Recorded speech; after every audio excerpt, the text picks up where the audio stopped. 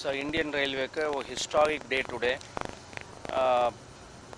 இன்னைக்கு Honorable Prime Minister Chennai park railway station inaugurate பண்ண போகிறாங்க.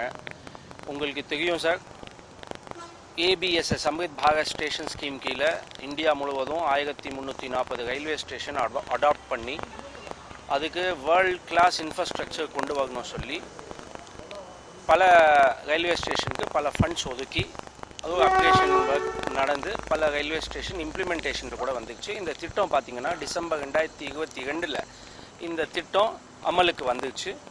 படிப்படியாக எல்லா ஸ்டேட்டில் எல்லா ரயில்வே ஓட ஜோன்ஸில் இந்த ரயில்வே ஸ்டேஷன்ஸ் ஓப்பன் பண்ணிட்டு வராங்க.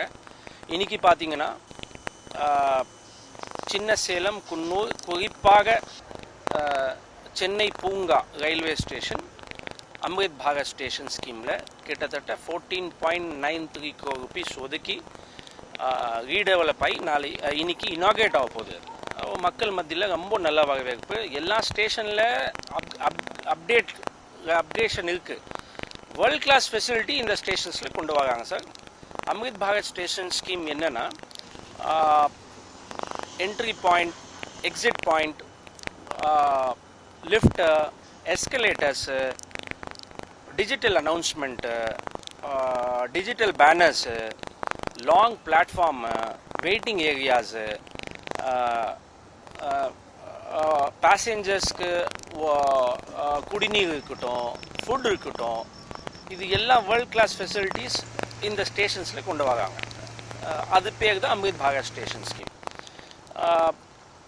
மக்கள் இதுக்கு டைரெக்டாக பயன்படக்கூடிய வகையில் இனியிலிருந்து கிட்டத்தட்ட 75 stations throughout the country honourable prime minister இன்றைக்கி இனாகரேட் பண்ண போகிறாங்க. அதில் 3 ரயில்வே ஸ்டேஷன், சென்னை பூங்கா, சின்ன சேலம், குன்னூருக்கு ஆனரபிள் பிரைம் மினிஸ்டர் இனாகரேட் பண்ண போகிறாங்க சார். இது மக்கள் மத்தியில் ரொம்ப நல்ல வரவேற்பு. இந்த தருணத்தில் நான் எம்ஜிஎஃப்ஏ ஜாஃபர் ரயில்வே பயனாளர் ஆலோசனை குழு உறுப்பினர், நான் மாண்புமிகு பாரத பிரதமர் மத்திய ரயில்வே அமைச்சர் அஸ்வினி வைஷ்ணவி அவர்களுக்கு நான் நன்றி தெரிவிச்சுக்கிறேன் சார்.